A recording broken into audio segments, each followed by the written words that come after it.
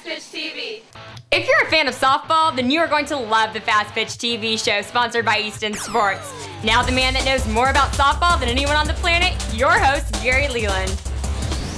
Welcome to the Fastpitch TV show. Now, if you're watching this episode on YouTube, Facebook, MySpace, or another video sharing site, please check out our website, www.fastpitch.tv. It's the place to find all of our past episodes, as well as keep up with future episodes. I'd also like to thank our sponsor, Easton Sports. The truth is, there is a difference. The difference is Easton. Please visit their website at eastonsoftball.com. Now, this week, I have an interview with Don Porter from the International Softball Federation. Now, International Softball Federation, if you're not familiar with it, they make the rules that they use during the Olympics. And Don is leading the charge to get softball back into the Olympics. We're going to talk about what happened, how softball got out, and what he's doing to get it back into the Olympics. So let's go straight to the interview. Well, Don, thanks for meeting with me today. I have a lot of fans out there that really... I asked them, like I told you on our Facebook page, any questions for you. The number one question asked over and over was, how did this happen? So I just want to kind of go through it roughly. Now I know they voted on it. That's correct, right? Well, the International Olympic Committee did vote in 2005 as to whether or not certain sports would be retained on the Olympic program for 2012 or not. And there was a vote taken of all 28 sports at that time. Oh, see, I didn't even know that. So every sport was voted on. It's not like they singled out a couple. No, all 28 sports were voted on, and of course, in the course of the voting, softball ended up with a tie vote. And unfortunately, we didn't have the one vote necessary to have a majority, which would have retained our status on the Olympic program for 2012. So it was a tie vote, so to stay in, you had to have a positive amount. They had to have 1 plus. So we had 52 votes, and we needed one more, which would have been the majority. That's awful close. Yeah, you can't get any closer than that, but that was quite disappointing. But it was more disappointing, I know, to many of our young athletes all over the world. And as I mentioned earlier, we've had opportunities to see and talk to a lot of our athletes at all our competitions and events that we've had all over the world since then. And we get emails constantly from many of the young athletes in all parts of the world. Their disappointment that they have in the dream that they had that softball would be in the Olympics and perhaps they would be able to participate in the Olympics. And that got to me more than anything else. It was just the idea that these young athletes, 12, 14, 16 years old, and even their parents expressed the disappointment that they had, that the Olympic dreams had left. And so we're working hard. We want those dreams brought back to those athletes, and we're sorry that we didn't bring it back to them sooner. But we're going to continue our efforts. Well, obviously, softball is still an international sport. We're up here at the World Cup. I've seen Japan. I've seen Canada. I've seen Netherlands. I mean, we've got some teams up here from around the world that came a long way to play softball. Well, softball is going to go on, regardless of whether the IOC reinstates our sport for 2016. We'll continue. It'll grow, it'll continue to grow. We're seeing more and more countries now wanting to play softball. We're getting the sport into the schools.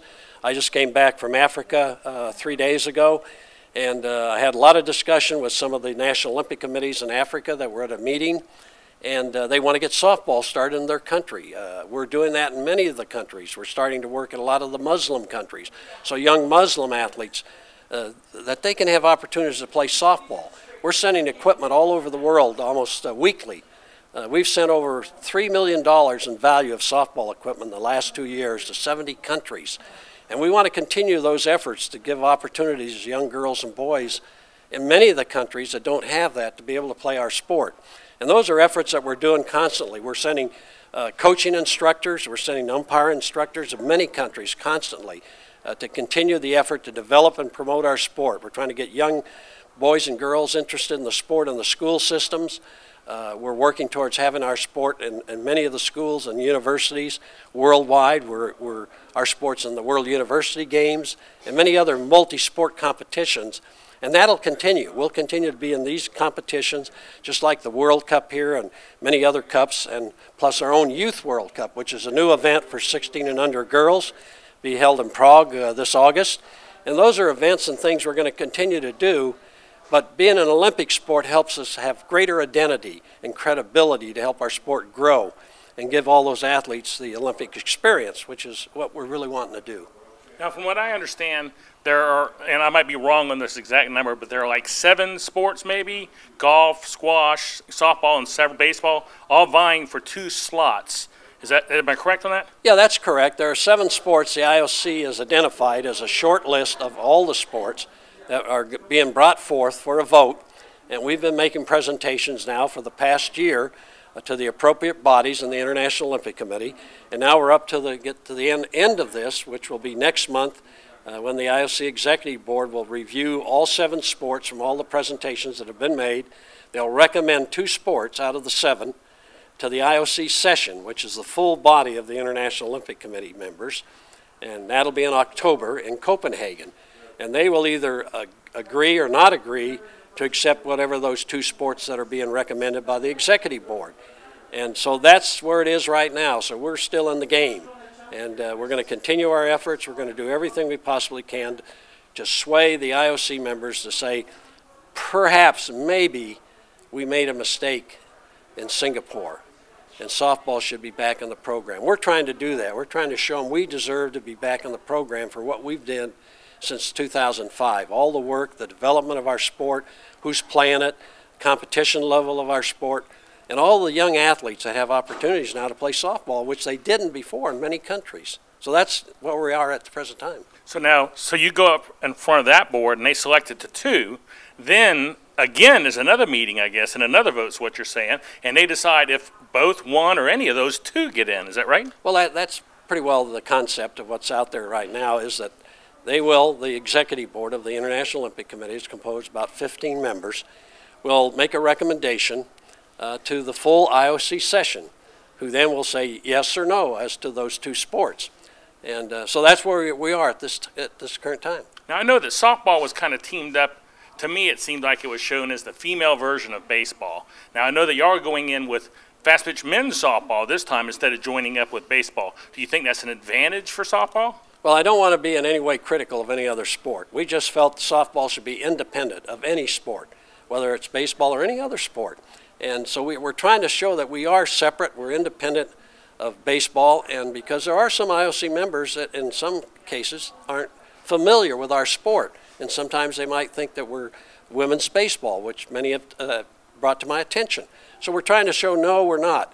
We're totally independent, separate sport, and we're on our own as far as what we're going to be doing. We're going to be able to offer men's fast-pitch softball. If the IOC says that they'd like to also have men's softball, then we're certainly going to make it available to them. Well, I think that would be great for men's softball, which I think could use the help on that for sure. Oh, there's no doubt about it. Our men's program is very important. We want to try to do what we can to continue efforts to bring about greater opportunities for them to participate. As you know now, they have world championships. We have many multi-sport games where men's softball is competing. We're going to have World Cups for the men. So those are things we want to continue to do. And if we have the opportunity where the IOC says, yes, we'd like to have the men's component of softball also, then we're ready to do it. Got one last question for you. What's it looking like for us? What's our odds up there? What are you thinking we're going to get? Well, you know, I'd like to be optimistic. I believe I am, but on the other side, I have to be a realist. It's competition that we're out there with 6 other sports. And, you know, I think we've got a shot at it, but we've still got work to do in the next 2-3 months.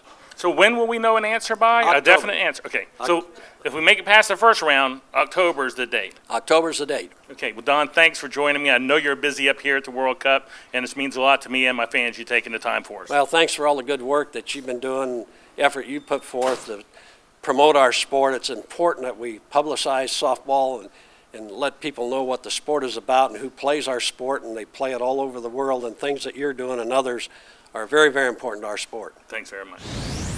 Okay, I hope you enjoyed the interview, and I hope it gives you a little more information about what happened with softball and the Olympics and what's being done to get it back into the Olympics. That's the main thing, what they're doing to get it back into the Olympics.